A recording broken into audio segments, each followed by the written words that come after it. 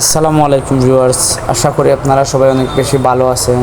আর আজকে বের হয়েছি মূলত যাব আমি কৈলাস টিলার কাছে একটা জায়গায় যাব। জায়গাটার নাম হচ্ছে বারোকুট। তো বারোকুটে যাব। আর রাস্তার যে অবস্থা দেখতে পাচ্ছেন, এই মুহূর্তে আমি আছি গোলাপগঞ্জের একটা রাস্তায়। এটা গোলাপগঞ্জের ঠিক ভিতর দিয়ে একটা রাস্তা চলে গেছে। এই রাস্তা অবশ্য আমি চিনতাম না তেমন একটা। ওই আমার মামার সাথে আমি যাচ্ছি, তো উনি আমাকে রাস্তাটা দেখিয়ে দিচ্ছে আর আমি যাচ্ছি। ইনশাল্লাহ আজকের ভিডিওটা আপনাদের অনেক বেশি ভালো লাগবে। মোটো ব্লগ করতে গেলে বিশেষ করে আশেপাশের ভিউটা সুন্দর হতে হয়, আর এই ভিডিওতে আপনারা এটাই দেখতে পাবেন। আমি যত সামনের দিকে যাব তত বেশি সুন্দর ভিউ আপনারা দেখতে পাবেন। দুই পাশে ধানের জমি, আর জমির মাঝখান দিয়ে যে রুটটা চলে গেছে, এই রুটটাই আজকে আপনারা উপভোগ করবেন। আমি এখন যাচ্ছি, আপনাদেরকে প্রথমেই বলেছি যে কৈলাস টিলার কাছাকাছি যাব। এক্স্যাক্টলি জায়গার এবং লোকেশনটা আমি বলতে পারছি না, কারণ আমি আর কখনো যাইনি। বাট আমি যতটুকু জানি এই জায়গার নাম হচ্ছে বারোকুটে আমি যাব, আর এই জন্যই বের হয়েছি মূলত। ভিউটা দেখতে পাচ্ছেন, কেমন লাগতেছে আপনারা জানাবেন। এইরকম গ্রামের রোডগুলা বিশেষ করে অনেকটা শুনশান নীরব থাকে বা ফাঁকা থাকে। এই যে স্পিড ব্রেকারটা আপনারা দেখতে পেলেন, আজকে এই স্পিড ব্রেকার নিয়ে কিছু কথা বলবো।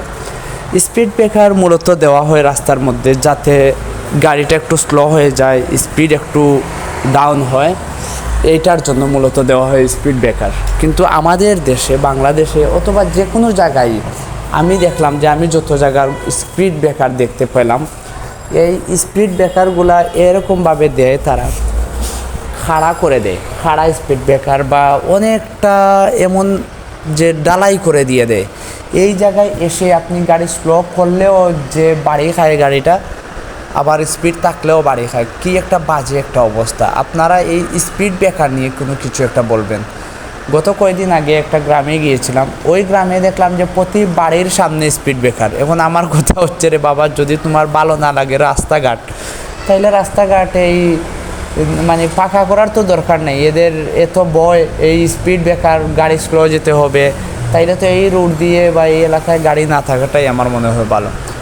গাড়ি চলবে, যে গাড়ি চালাতে পারে সে গাড়ি যে কোনো সময় কন্ট্রোল করতে পারবে। যারা সাবধান থাকে তারা কখনো অ্যাক্সিডেন্টের মুখোমুখি হয় না। স্পিড ব্রেকার আরও আমার মনে হয় যে ইদানিং সময়ে বা এই যে একটা মানে স্পিড ব্রেকারের যে অবস্থা এখন মানে আপনারা দেখতে পেলেন, এই স্পিড ব্রেকারের কারণে আরও বেশি গাড়ি অ্যাক্সিডেন্ট হয়। অসাধারণ সুন্দর একটা টার্নিং দেখতে পাইছেন আপনারা। আমরা যাচ্ছি অসম্ভব সুন্দর একটা রোড দিয়ে, মুরুগ ছিল। যদি এই মুরুগটা আমার গাড়ির নিচে এসে পড়তো তাহলে তো কত জরিমানা যে দিতে হতো আল্লাহ পাকেই জানে। আল্লাহ রক্ষা করছে। মুরগের বাচ্চা হবে, ডিম পারবে, এই সবগুলাই নিয়ে আসতো মুরগের মালিক আমার মনে হয়। তো এই রোডের ভিউটা দেখে আপনার কেমন লাগতেছে কমেন্ট করে জানাবেন। আর এরকম গ্রামের রুটগুলো দিয়ে বিশেষ করে আপনারা যদি যান, একটু সাবধানে যাবেন, একটু স্লো গাড়িটা ড্রাইভ করবেন। বেশি স্পিড দেওয়ার দরকার নাই, কারণ এই সবে কোথায় স্পিড ব্রেকার আছে, কোথায় বাঙ্গা আছে, এইটা আমরা কেউ জানি না। এবং এমনও আছে যে হুট করে রাস্তার মানে বোঝাই যায় না, টার্নিং চলে আসে মাঝে মধ্যে। আর টার্নিং ঘুরতে গেলে দেখা যায় যে একদম মুখোমুখি গাড়ি। বিশেষ করে এই রোডেগুলোতে, এইসব রোডে সিএনজি বেশি থাকে।